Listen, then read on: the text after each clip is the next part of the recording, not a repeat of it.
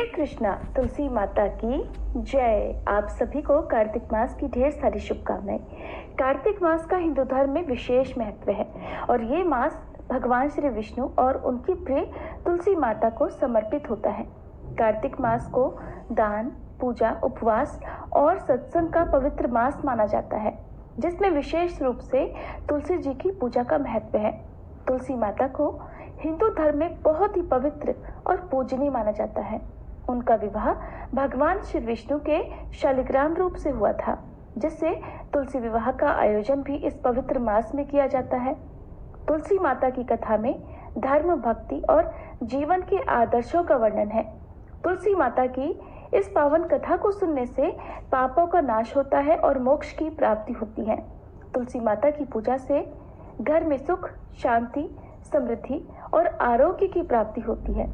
इसलिए प्रिय श्रोताओं, कार्तिक मास में तुलसी माता की कथा सुनने का विशेष महत्व है और इस कथा से हमें अपने जीवन में सच्ची भक्ति, संयम और आस्था का मार्ग दिखता है। तो आइए अब हम सब तुलसी माता को नमन करके तुलसी माता की कुछ कथाओं का रसपान करते हैं। आप सभी इन कथाओं को पूरा सुनने के साथ ही हमारे चैनल पर हर दिन कार्तिक मास की कथाएं भी जरूर सुनिएगा और वीडियो को लाइक करके कमेंट बॉक्स में तुलसी माता की जय जरूर लिखिएगा। तो पहली पौराणिक कथा के अनुसार एक बार भगवान शिव ने अपने तेज को समुद्र में फेंक दिया था। उससे एक महा तेजस्वी बालक का जन्म हुआ और यही बालक आगे चलकर जालंधर के नाम से पराक्रमी दैत्य राजा बना, जिसकी राजधानी का नाम जालंधर नगरी था। दैत्यराज कालनेमी की कन्या वृंदा का विवाह जालंधर से हुआ। जालंधर महाराक्षस था। अपनी सत्ता के मद में और अपनी शक्ति के मद में चूर उसने माता लक्ष्मी जी को पाने की कामना से युद्ध किया, परंतु समुद्र से ही उत्पन्न होने के कारण माता लक्ष्मी ने उसे अपने भाई के रूप में स्वीकार कर लिया। वहां से पराजित होकर वह देवी पार्वती को पाने की इच्छा से कैलाश पर्वत पर गया। भगवान देवाधिदेव शिव का ही रूप धरकर माता पार्वती के समीप वह गया, परंतु माता ने अपने योग बल से उसे तुरंत ही पहचान लिया और वहां से वह अंतर्ध्यान हो गई। देवी पार्वती ने क्रोधित होकर सारा वृतांत भगवान विष्णु को सुनाया। जालंधर की पत्नी वृंदा अत्यंत पतिव्रता स्त्री थी। उसी के पतिव्रत धर्म की शक्ति से जालंधर ना तो मारा जाता और न ही पराजित होता था। इसलिए जालंधर का नाश करने के लिए वृंदा के पतिव्रत धर्म को भंग करना बहुत जरूरी था। इसी कारण भगवान विष्णु एक ऋषि का वेश धारण करके वन में जा पहुंचे, जहां पर वृंदा अकेली भ्रमण कर रही थी। भगवान के साथ दो मायावी राक्षस भी थे, जिन्हें देखकर वृंदा भयभीत हो गई। ऋषि ने वृंदा के सामने क्षण भर में ही दोनों को भस्म कर दिया। उनकी शक्ति देखकर वृंदा ने कैलाश पर्वत पर महादेव के साथ युद्ध कर रहे अपने पति जालंधर के बारे में पूछा। तब ऋषि ने अपनी माया से दो वानर वहां प्रकट किए। एक वानर के हाथ में जालंधर का सिर था और दूसरे के हाथ में धड़। अपने पति की यह दशा देखकर वृंदा मूर्छित होकर गिर पड़ी। होश में आने पर उन्होंने ऋषि रूपी भगवान से विनती की कि वह उसके पति को जीवित कर दें। तब भगवान ने अपनी माया से फिर से जालंधर का सिर धड़ से जोड़ दिया, परंतु स्वयं भी वह उसी शरीर में प्रवेश कर गए। वृंदा को इस छल का जरा भी आभास नहीं हुआ। जालंधर बने भगवान के साथ वृंदा पतिव्रता का व्यवहार करने लगी, जिससे उसका सतीत्व भंग हो गया। ऐसा होते ही वृंदा का पति, जो महादेव से युद्ध कर रहा था, जालंधर युद्ध में हार गया और उसका वध कर दिया गया। इस सारी लीला का जब वृंदा को पता चला तो उन्होंने क्रोधित होकर भगवान विष्णु को शिला होने का श्राप दे डाला और स्वयं भी सती हो गई। जहाँ पर वृंदा भस्म हुई, वहाँ तुलसी जी का पौधा उगा। भगवान विष्णु ने वृंदा से कहा, हे वृंदा, तुम अपने सतीत्व के कारण मुझे लक्ष्मी जी से भी अधिक प्रिय हो गई हो। अब तुम तुलसी के रूप में सदा मेरे साथ रहोगी। जो भी मनुष्य मेरे शालिग्राम रूप के साथ तुलसी जी का विवाह करेगा, उसे इस लोक और परलोक में विपुल यश की प्राप्ति होगी। जिस घर में तुलसी जी होती हैं, वहां यम के दूत भी असमय नहीं जा सकते। गंगा जी और नर्मदा नदी के जल में स्नान और तुलसी जी का पूजन एक बराबर माना जाता है। चाहे मनुष्य कितना भी पापी क्यों न हो, मृत्यु के समय जिसके प्राण मंजरी रहित तुलसी और गंगा जल मुख में रखकर निकल जाते हैं, वह पापों से मुक्त होकर वैकुंठ धाम को प्राप्त हो जाता है।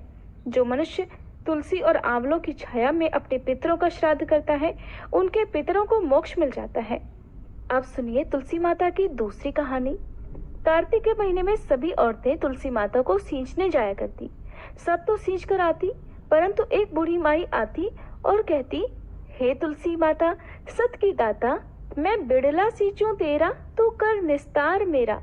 तुलसी माता अडुआ दे, लडुआ दे, पीतांबर की धोती दे, मीठा मीठा गास दे, बैकुंठ का वास दे, चटके की चाल दे, पटके की मौत दे, चंदन की काठ दे, झालर की झनकार दे, साई का राज दे, दाल भात का जीवन दे, ग्यारस की मौत दे, श्री कृष्ण का कांधा दे। तुलसी माता से ऐसा कहने के बाद वे बूढ़ी माई तो अपने घर चली जाया करती। अब धीरे धीरे कार्तिक मास में जब वो इसी तरह से जल अर्पित करके तुलसी जी से कहा करती, तो धीरे धीरे तुलसी जी सूखने लगी। एक दिन भगवान कृष्ण ने उनसे पूछा, हे तुलसी, तुम क्यों सूख रही हो? तुम्हारे पास तो इतनी औरतें आती हैं, तुम्हें मीठा भोग लगाती हैं, गीत गाती हैं और तुम्हें सींचा करती हैं। तब तुलसी माता ने कहा, एक बूढ़ी माई रोज आती है और इस तरह की बात कह के जाती है। मैं उनकी सारी बात तो पूरी कर दूंगी, पर कृष्ण का कांधा कहाँ से लाऊंगी? भगवान बोले, वो मरेगी तो कंधा मैं दे आऊंगा।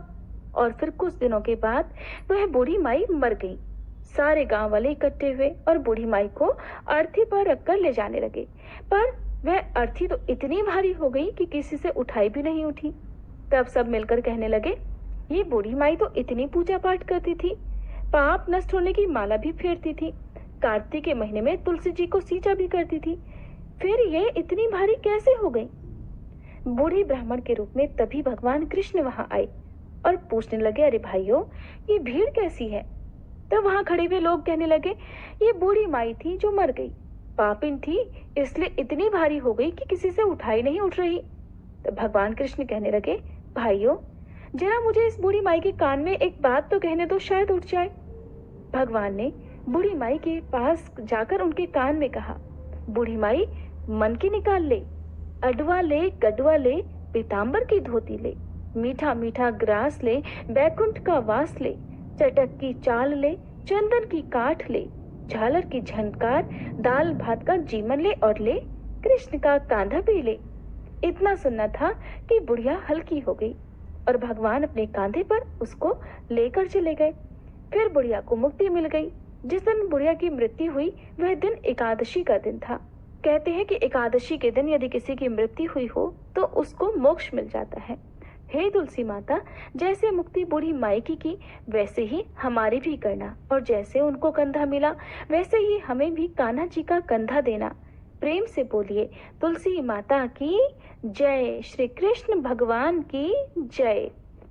तुलसी माता के साथ ही कार्तिक मास में सबसे ज्यादा सुनी जाने वाली इल्ली और घुन की कहानी भी सुनिए। एक बार एक इल्ली और एक घुन था। इल्ली बोली, आओ घुन, कार्तिक का स्नान करें। तो घुन कहने लगा, तू ही स्नान कर, मैं तो नहीं करूंगा। बाद में इल्ली तो राजा की लड़की के पल्ले से लगकर कार्तिक स्नान करती, लेकिन घुन ने एक दिन भी कार्तिक स्नान नहीं किया। दोनों मर गए। बाद में इल्ली का कार्तिक स्नान के पुण्य के कारण एक राजा के घर में जन्म हुआ और घुन उसी राजा के घर में एक गधा बन गया। राजा ने अपनी बेटी का विवाह किया।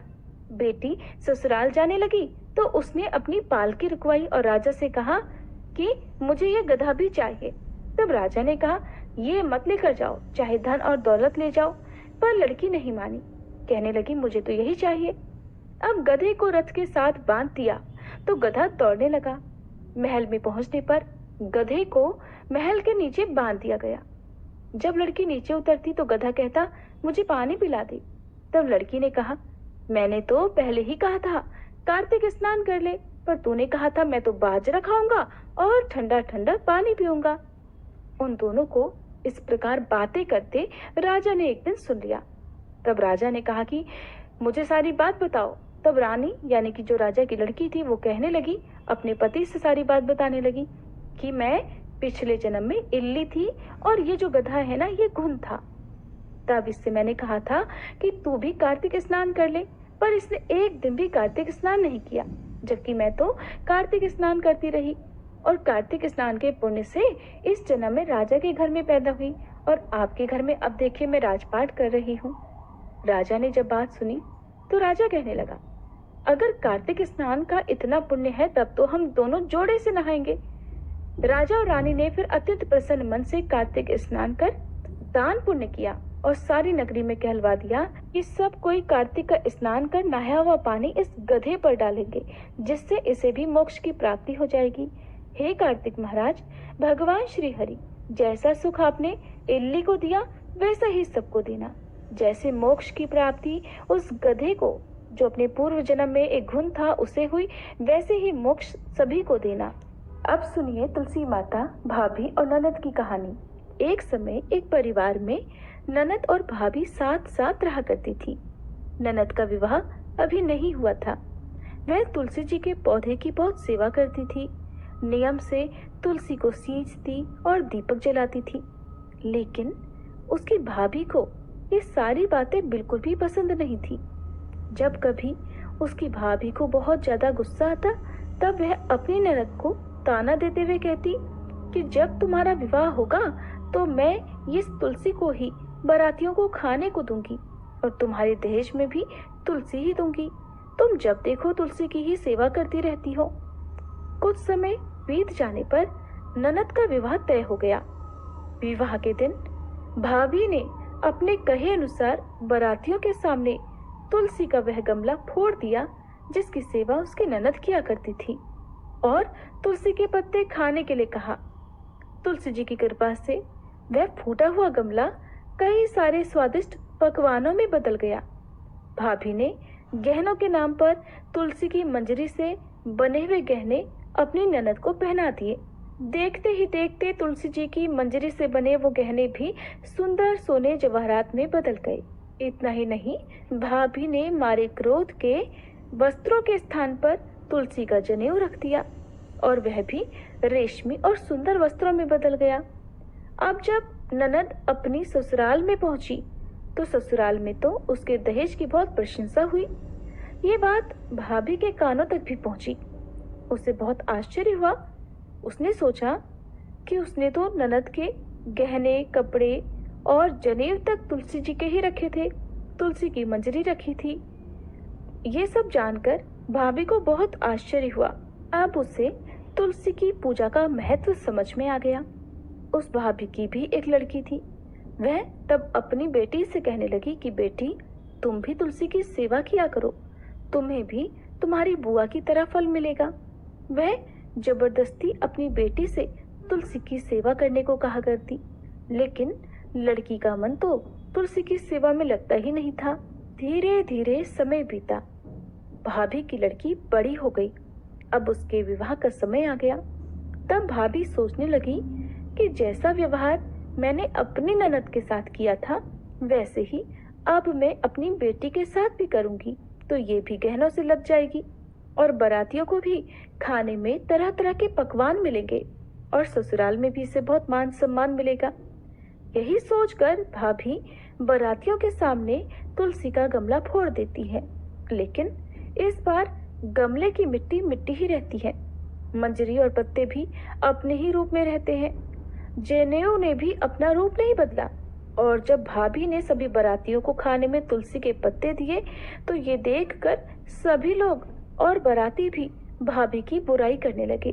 भाभी ने लालच में आकर अपनी बेटी के दहेज में भी तुलसी के पत्ते और मंजरी आदि रख दिए थे। जब बेटी अपनी ससुराल पहुंची तो वहां पर भी उसकी बुराई ही हुई।